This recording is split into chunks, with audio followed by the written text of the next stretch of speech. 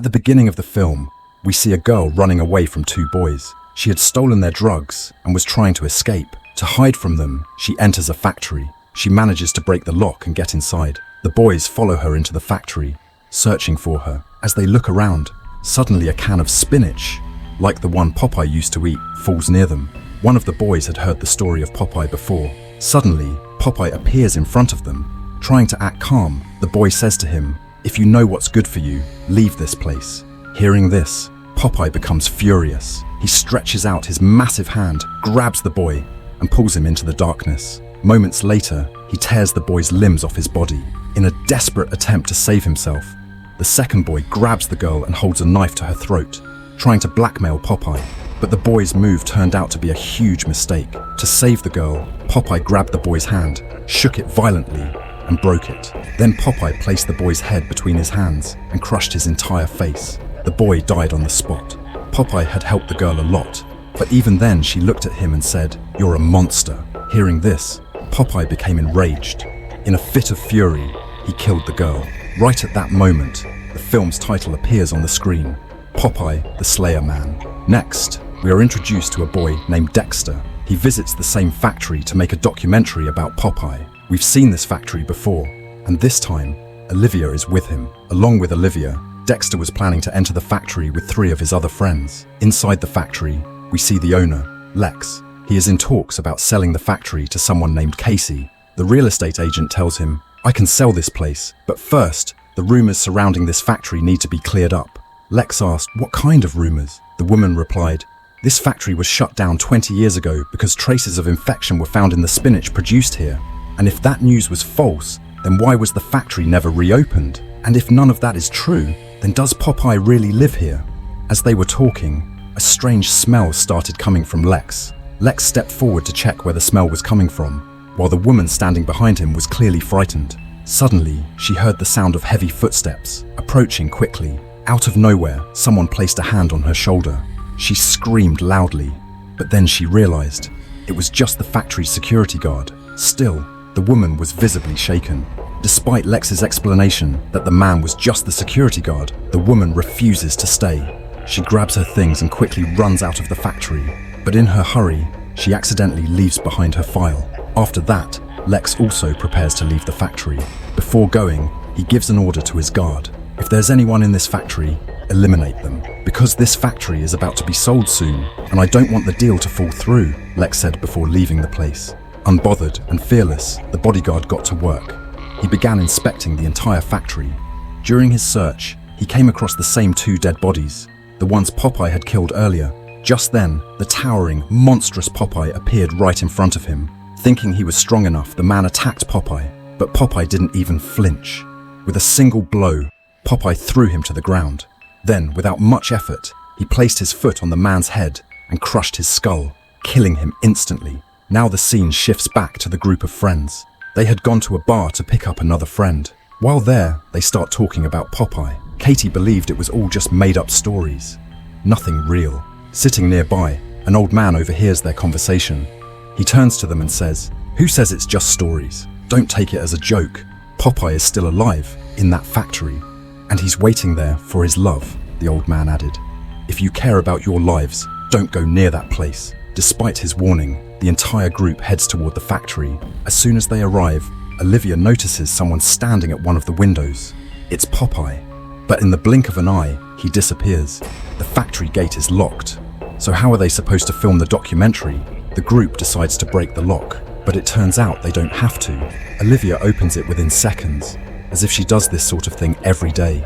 Once inside the factory, Katie gets a call from her boyfriend, Joey. Instead of answering the call, Katie declines it, which drives her boyfriend, Joey, mad with anger. Something strange seems to be stirring in his mind. His friends, instead of calming him down, make things worse by teasing him. They say, maybe Katie and Dexter are in a relationship, and if that's true, we should catch them red-handed inside the factory. With this thought in mind, the 3 friends head toward the factory. Since Dexter is there to make a documentary, they can't all work together. So, they leave Katie by the monitor. Dexter and Olivia go to set up the cameras on one side, while the others head in the opposite direction. For a few minutes, they get spooked. A can of spinach keeps appearing in front of them over and over. They start to panic, but soon realize that the factory has pigeons, which are knocking the cans down. Now they're convinced that Popeye isn't there. Little did they know, Popeye was standing behind them, lighting a cigar as they continue to set up the cameras. Dexter places cameras all around, and in the footage, Popeye appears as well. However, Katie is so absorbed in her phone that she doesn't pay attention to the footage and doesn't even notice Popeye. Meanwhile, we see the real estate agent returning to the factory, the one whose papers were left behind in the morning. As she pulls out the papers, she's horrified to find the body of the guard, the same one she had seen alive that morning. The guard's face is in such a terrible state that she screams. As she turns around, Popeye, the killer, is standing right in front of her. Her death is now imminent, and she can see it happening. In an attempt to save herself, she runs away and tries to hide in a room. But her hair gets caught outside the door, which Popeye grabs and yanks with such force that her skull almost gives way. In excruciating pain, she collapses to the ground. Popeye then enters the room and lifts her up. He throws her into a spinach cutting machine, grinding her flesh into mince. Meanwhile, Dexter and Olivia have arrived at the office. During their conversation, Olivia tells Dexter that she had left the city years ago and only recently returned for some special work. She also mentions that gathering the documents from here was crucial. They were looking for something that could reveal the factory's past and the rumors surrounding it. The problem was, they didn't have the keys to the drawers. But once again, Olivia shows her skills and opens all the drawers without the keys. From them, they find reports that reveal the truth about the factory. It turns out the factory had been shut down because toxic substances were found in the cans of spinach. A specific type of harmful bacteria had been discovered in the cans of spinach. Dexter is shocked that such a huge story didn't make it into the newspapers. Olivia explains that Lex owns more than half of the city. His influence is vast. For him, covering up such a matter was nothing. They continue discussing the situation.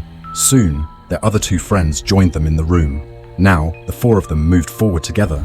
They entered a room where a poem was written on the walls. This poem had been written to scare everyone about Popeye.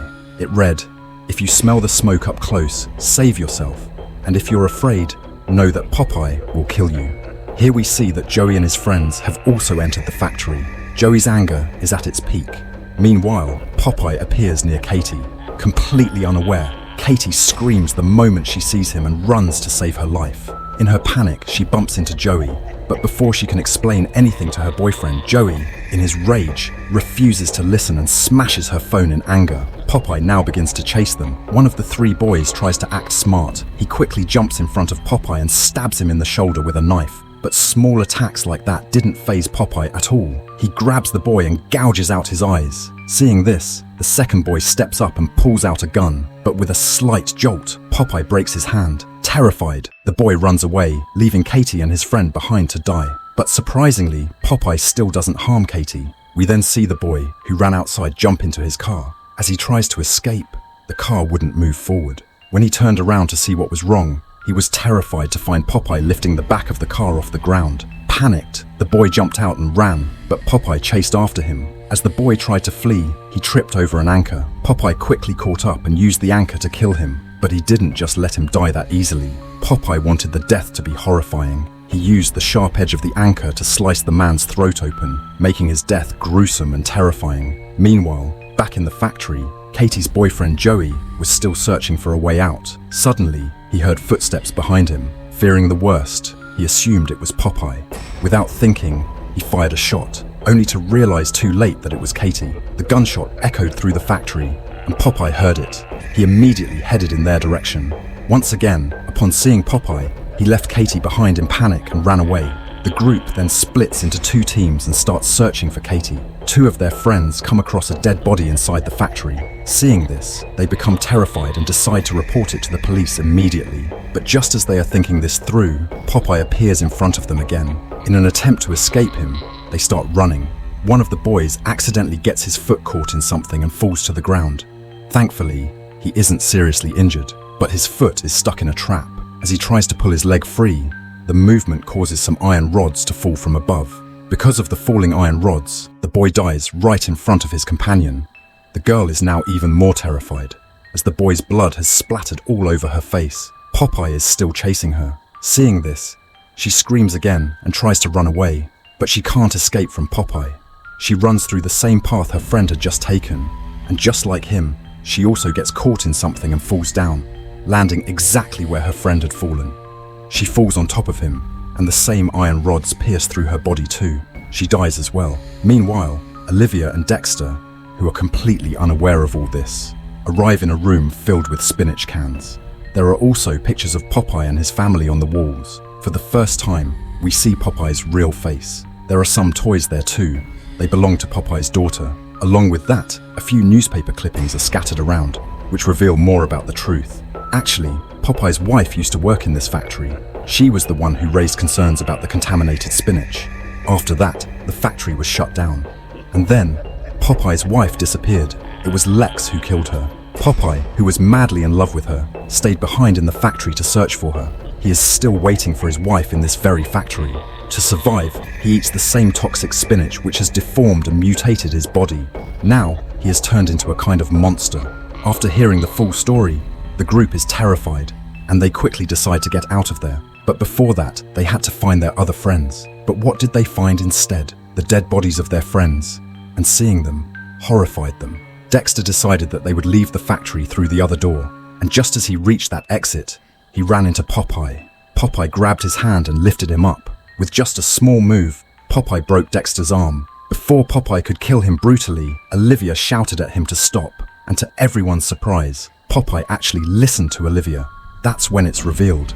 Olivia was actually Popeye's daughter. She had returned to the factory after many years to reunite with her father, and in hopes of finding her mother. Olivia was seeing her father after many years. Both were very emotional.